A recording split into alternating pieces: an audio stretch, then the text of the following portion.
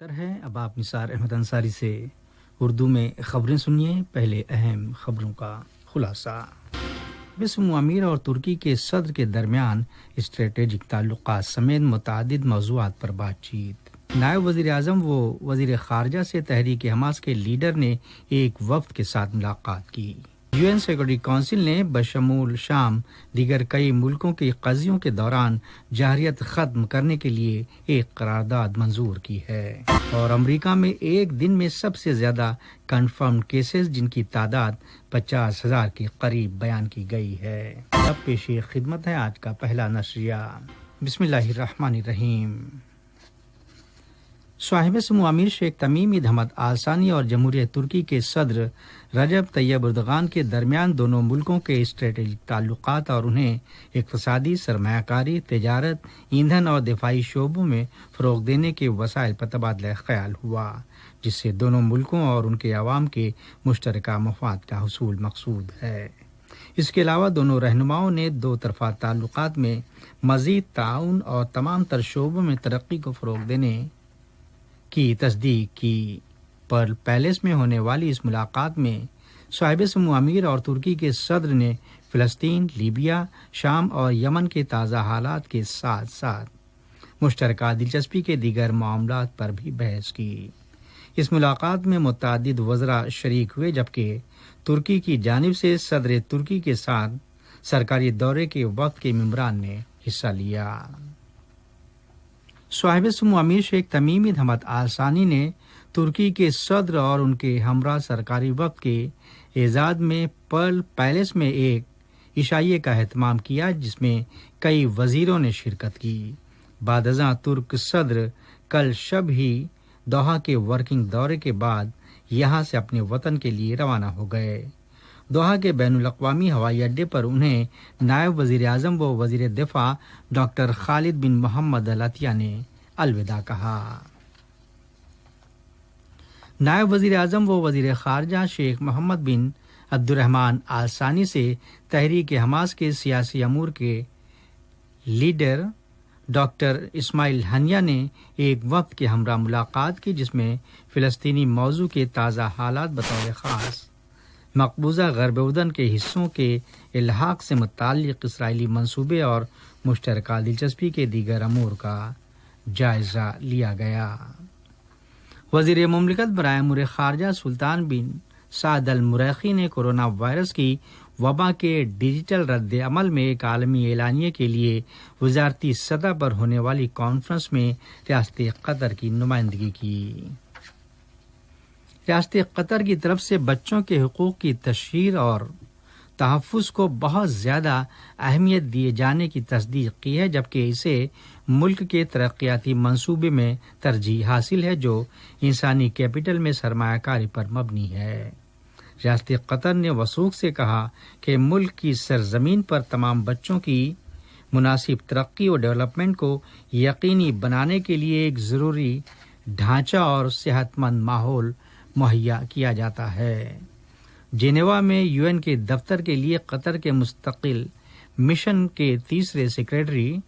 طلال النعمہ نے human rights council میں بچوں کے حقوق پر ہونے والے سالانہ مباحثے سے خطاب کے دوران یہ اظہار خیال کیا۔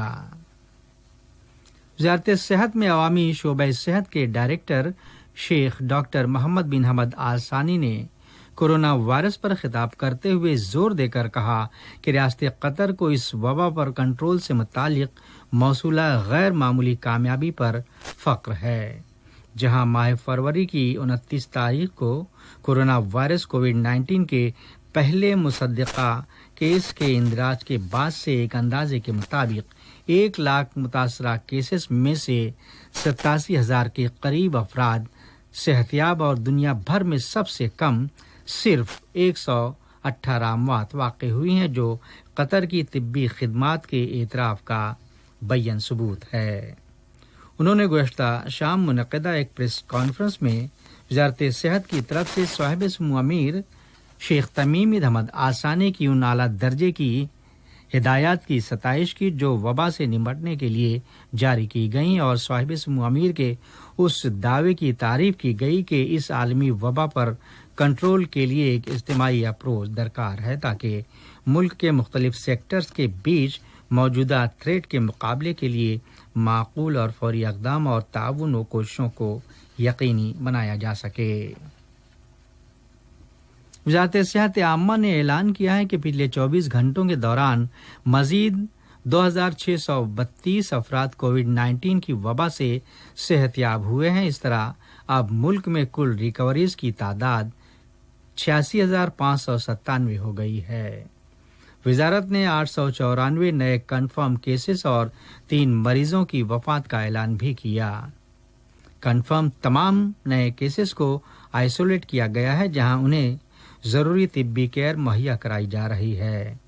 واضح ہے قطر میں کووڈ-19 سے نمٹنے کے لیے اٹھائے گئے اقدام کامیاب رہے ہیں جن کے سبب ہی متاثرین کی یومیہ تعداد کم ہوتی جا رہی ہے اور اس کا پھیلاؤ بھی محدود ہوا ہے جو وائرس کے پیک ٹائم سے باہر نکلنے کا جیتا جاگتا ثبوت ہے۔ یہ خبریں ریڈیو قطر سے نشر کی جا رہی ہیں۔ تازہ رپورٹس کے حوالے سے بیان کیا گیا ہے کہ وزارت صحت نے کووڈ-19 کے پیش نظر عائد پابندیوں میں بتدریج نرمی کے بعد مرحلے وار مختلف سرگرمیوں سے رجوع کیے جانے کو محفوظ طرز پر انجام دینے کے لیے چند گائیڈ لائنز جاری کی ہیں جبکہ احتیاطی اقدام پر عمل درآمد کی تلقین کی گئی ہے تاکہ کووڈ-19 کے پھیلاؤ کو محدود کرنے اور ایجنسیوں کے وزٹرز اور ملازمین کو انفیکشن جیسے خطرے سے محفوظ رکھا جا سکے۔ وزارت بلدیہ و ماحولیات نے ماہ جون میں بیداری کی متعدد مہموں اور مختلف میونسپلٹیز میں انسپیکشن دورے کیے تاکہ وزارت میں زرعی امور کے شعبے سے منسلک کسٹمز آؤٹلیٹس کے ایگریکلچرل کوارنٹائن دفاتر کا معائنہ کیا جائے۔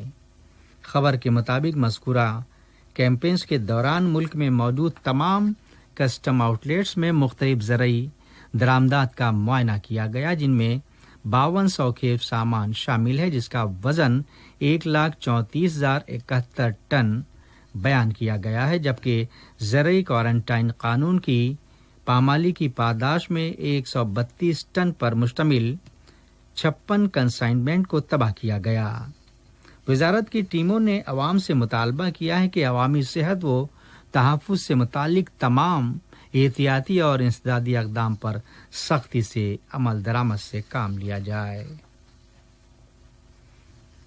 دوحہ بیسڈ GCC کرمنل اطلاعاتی مرکز برائے انسداد منشیات نے معاشرے کے تمام ممبران کے ساتھ ساتھ GCC ملکوں کی حکومت اور تمام کمیونٹی اداروں سے ایک ٹیم کی طرح مل کر ڈرگس سائیکو ایکٹیو سبسٹنسز کے غیر قانونی استعمال کے خلاف کام کرنے کی اہمیت پر زور دیا۔ ڈرگ اور غیر قانونی ٹریفکنگ کے خلاف بین الاقوامی دن کے موقع پر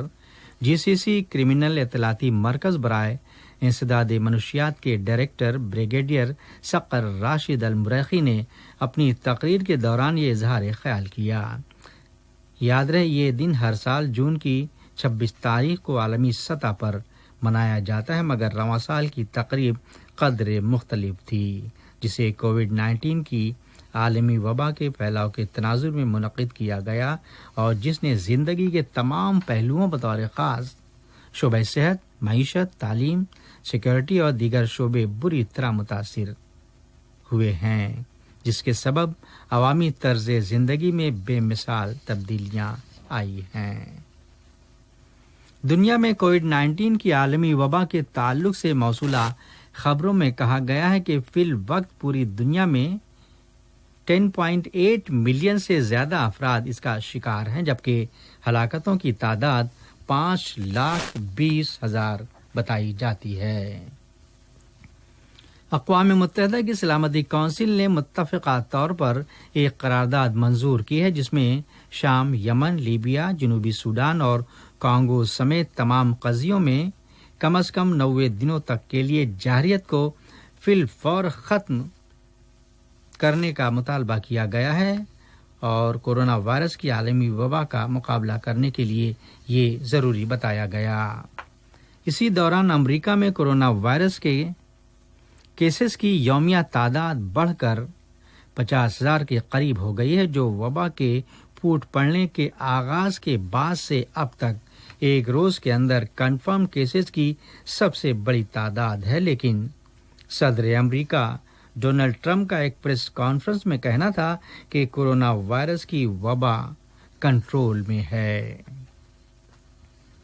آج کا نشریہ ختم ہونے سے پہلے اہم خبروں کا خلاصہ ایک مرتبہ پھر سماعت پر ہے۔ اب آپ